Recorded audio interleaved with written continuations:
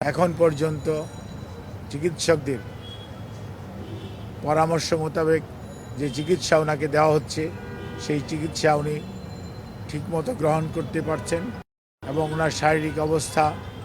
গত কয়েকদিন পূর্বেও যে অবস্থায় ছিল আলহামদুলিল্লাহ উনি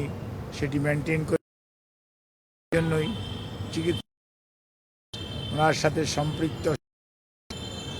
আমরা যারা এই হসপিটালের চিকিৎসকরা অত্যন্ত আশাবাদী যে ইনশাআল্লাহ দেশনেত্রী বেগম খালেদা জিয়া ধীরে ধীরে সুস্থ হয়ে যাবেন। তারপরেও মনে রাখতে হবে ওনার যে অসুস্থ যে বয়সের চেয়ে বেশি ওনার যে অসুস্থতা এবং ওনাকে পরিকল্পিতভাবে যেরকম অসুস্থ অবস্থার মধ্যে বিগত সময়ে ঠেলে দেওয়া হয়েছে, চিকিৎসাভাবে দেওয়া যায়নি অথবা দিতে দেওয়া হয়নি, সেই কারণেই ওনার শারীরিক জটিলতা মারাত্মক রকম বেড়ে গিয়েছে। এবার উনি বেশি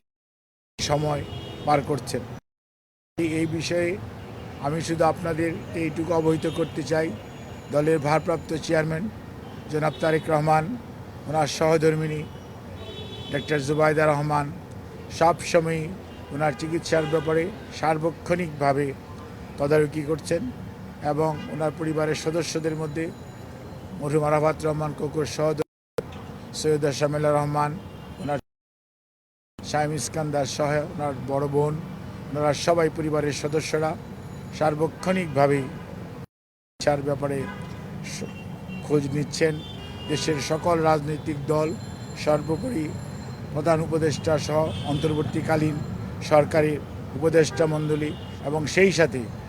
এই সরকারের বিভিন্ন পর্যায়ের সহযোগিতা আমরা অত্যন্ত শ্রদ্ধার সঙ্গে কৃতজ্ঞতার সঙ্গে স্মরণ করি এবং তারা সার্বক্ষণিকভাবে আমাদের সহযোগিতা দিয়ে যাচ্ছেন।